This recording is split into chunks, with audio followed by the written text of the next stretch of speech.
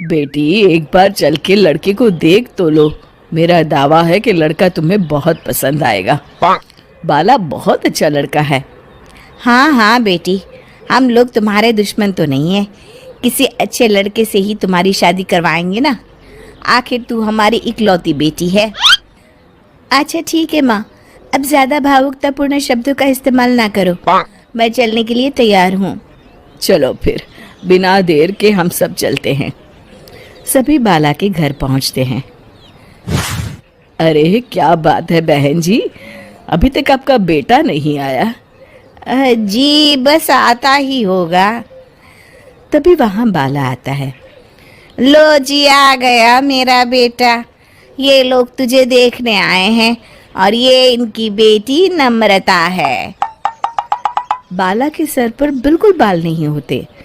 ये देख नम्रता और उसके परिवार वालों की आंखें फटी की फटी रह जाती है। ये तो टकला है। हे भगवान, माँ पिताजी, आप दोनों एक टकले से मेरी शादी करवाने वाले थे। अरे ये तो पूरा उजड़ा चमन है। देखो बेटी, इस तरह किसी का मजाक उड़ाना गलत है। किसी के बारे में इस तरह की बातें नहीं करते। बालों का क्या है, वो तो आते जाते रहते हैं। लड़का टकला है तो क्या हुआ, इंजीनियर है, अच्छा खासा कमाता है।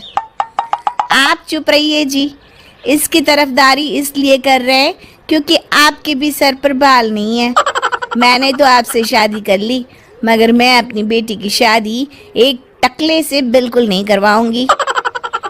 अरे ये क्या, कब से आप लोगों ने टकला टकला लगा रखा है? और माफ करना, तुम भी कोई हूर की परी नहीं हो। तुम लोग मेरे घर में आकर मेरी ही बेइज्जती कर रहे हो। निकल जाओ यहाँ से। हाँ हाँ तो जा रहे हैं ना, हमें भी यहाँ रुकने का कोई शौक नहीं है। नम्रता और उसके परिवार वाले उठकर वहां से जाने लगते हैं। तभी नम्रता का छोटा भाई जाते जाते कहता है, टकला, तेरा बाप टकला। और इस तरह बाला का रिश्ता टूट जाता है। फिर एक दिन सड़क के किनारे एक आदमी घूम घूम कर कंधी बेच रहा होता है। कंधी ले लो, कंधी, एक से बढ़िया एक कंघी ले लो, नए जमाने की कंघी ले लो। अरे भाई ये ले लो।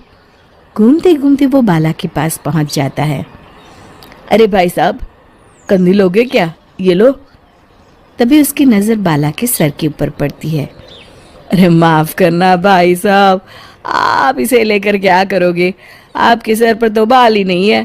आपका तो स्टेडियम पूरा खाली है। चलता हूँ, कंधी ले लो, कंधी ले लो। कंधी वाले की बातें सुनकर बाला को बुरा लगता है। उस समय बाला को ऐसा महसूस होता है कि उसके लिए दुनिया में सबसे कीमती कोई चीज अगर है तो वो सिर्फ बाल है। बाला सड़क पर चलते हुए लोगों के बाल बड़े गौर से देखता है। चलते चलते बाला एक मंदिर के पास पहुंच जाता है। हे भगवान, तुमने ये मेरे साथ क्या किया? थोड़े से बाल अगर मुझे दे देते तो तुम्हारा क्या चला जाता? सारी दुनिया मेरा मजाक उड़ाती है।